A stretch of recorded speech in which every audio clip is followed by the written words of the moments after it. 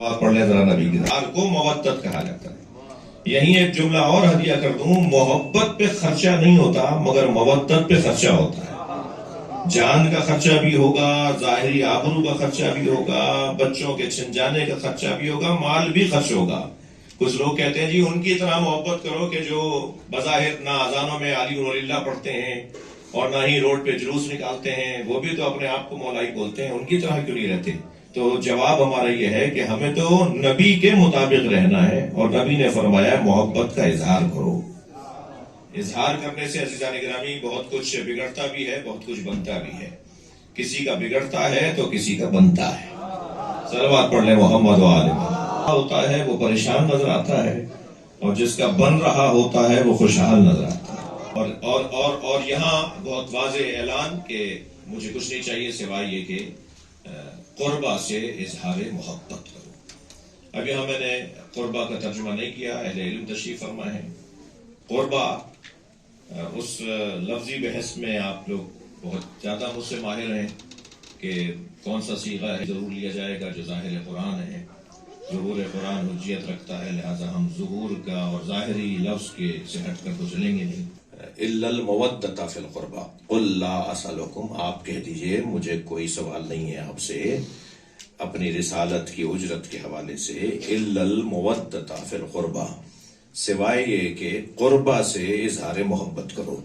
اب اللہ کہلوا رہا ہے، نبی کہہ رہے ہیں، تو جہاں یہ نبی کے قربہ مراد ہو سکتے ہیں وہاں اللہ کے قربہ بھی تو مراد ہو سکتے ہیں۔ کوئی ہو نا جو اللہ کا قربہ ہو؟ جی توجہ ہے کہ اللہ کے قربہ کہاں سے لے آیا؟ اچھا، اگر اللہ کے قربہ سمجھ میں نہیں آ رہے تو قربتاً اللہ کیسے سمجھ میں آتا ہے؟ ہم نماز بھی پڑھ رہے ہیں، ہم نماز پڑھ رہے ہیں قربتاً اللہ، روزہ رکھ رہے ہیں قربتاً اللہ، حج کر رہے ہیں قربتاً اللہ، تو کیا الہ بمعنی انتہا کے ہیں؟ انتہا کیا تصور کریں گے تو توحید سے باہر آ جائیں گے، عقیدہ توحید ہی ہاتھ سے چلا جائے گا اگر الہ بمعنی اللہ کو کہیں تصور کر لیں، اللہ کو کہیں مکان اس کا تصور کر لیں، اللہ کی سمت قربت حاصل کرنے کی اگر نیت کرنے کہ ہم اس طرف جا رہے ہیں، یعنی مکے جا رہے ہیں، کیا کہاں ہے اللہ کا؟ کہاں اللہ کا قرب؟ کہاں اللہ سے مراد؟ کہاں اللہ کہاں ہے؟ یہ الہ بمعنی انتہا ہے۔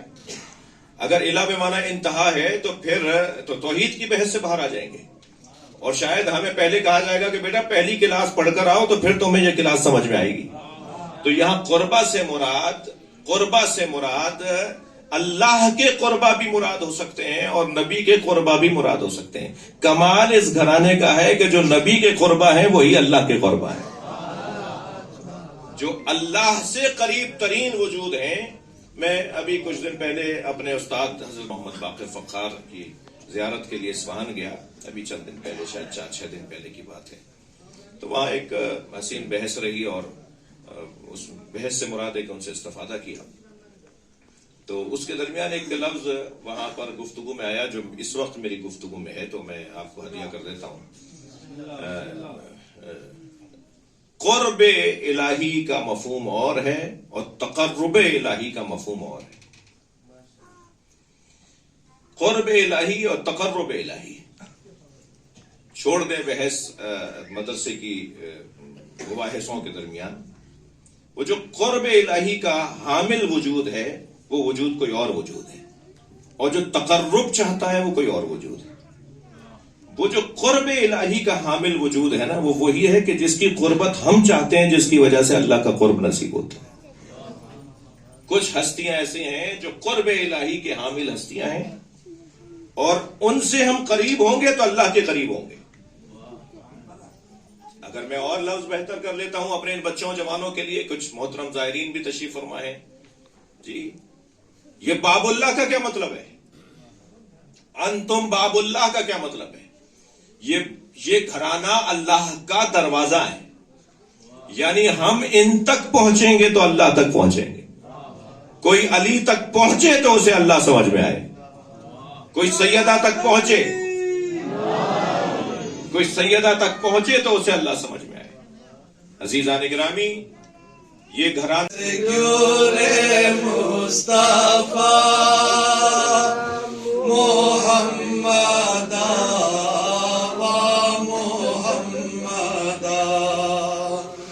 أي حداري سيخلق الجينا محمدا ومحمدا أي حداري سيخلق الجينا محمدا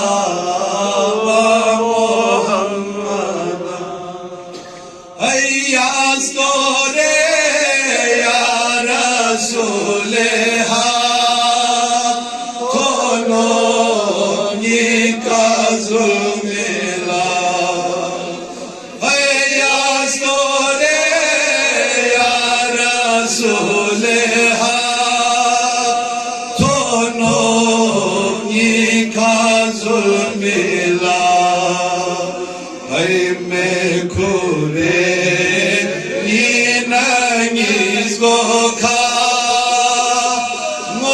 Muhammada Muhammada wa Muhammada Hay myul pothao sondere ngala mege channa jostore Hay myul pothao sondere ngala